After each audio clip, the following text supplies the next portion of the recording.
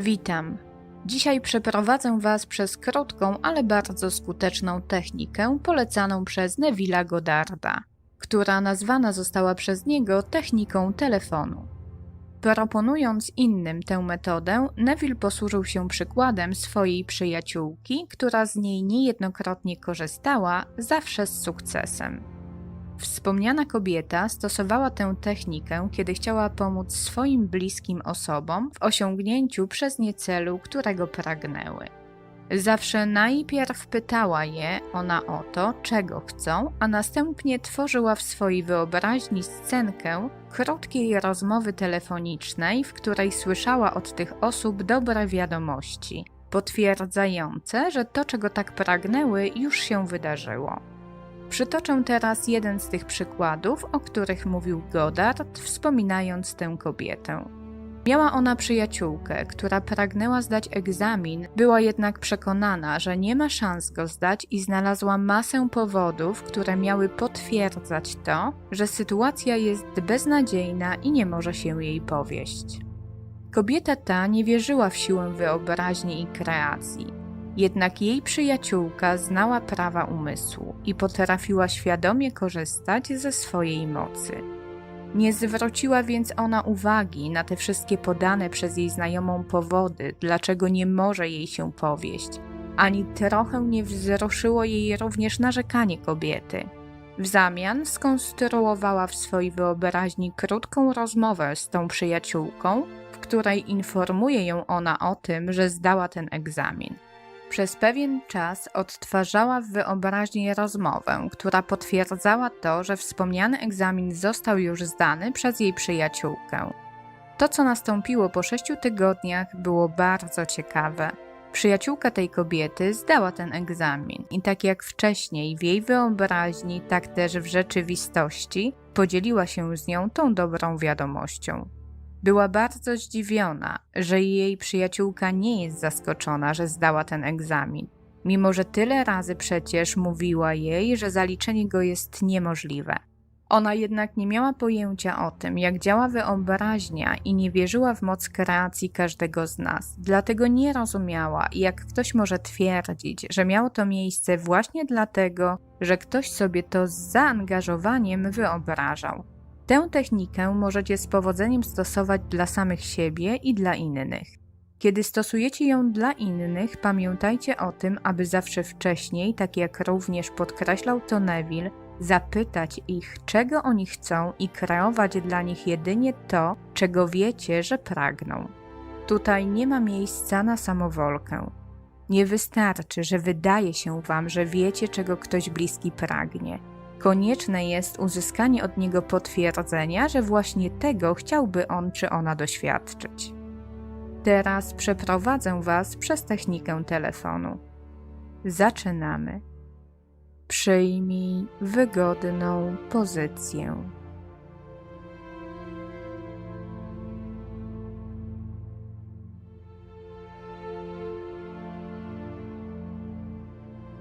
Zamknij oczy i odpręż się.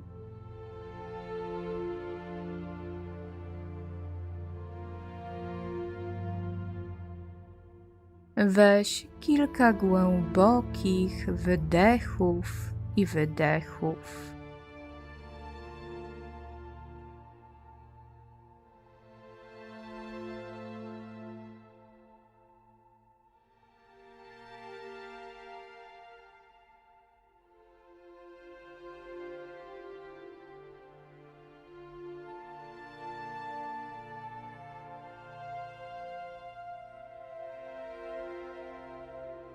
Czujesz głęboki spokój.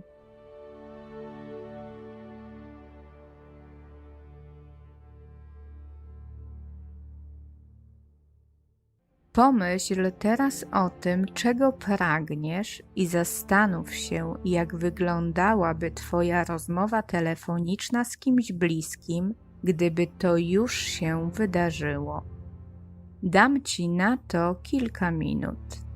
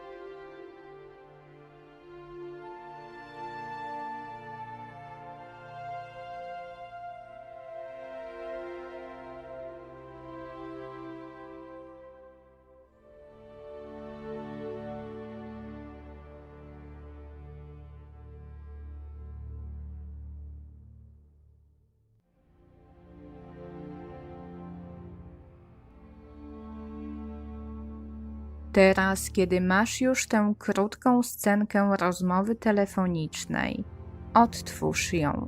Usłysz dokładnie to, co mówi do ciebie bliska ci osoba, której słowa potwierdzają, że to, czego tak bardzo pragniesz, już się wydarzyło.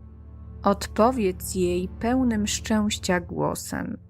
Odczuwaj wdzięczność i radość za to, że spełniło się twoje marzenie.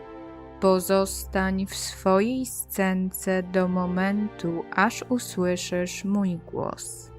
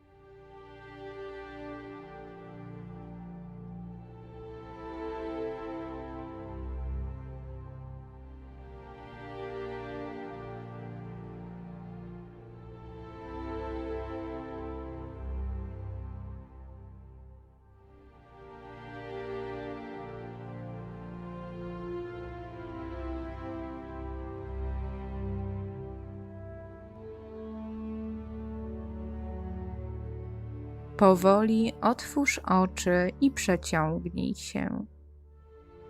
Na dzisiaj to wszystko. Dziękuję i pozdrawiam. Do usłyszenia.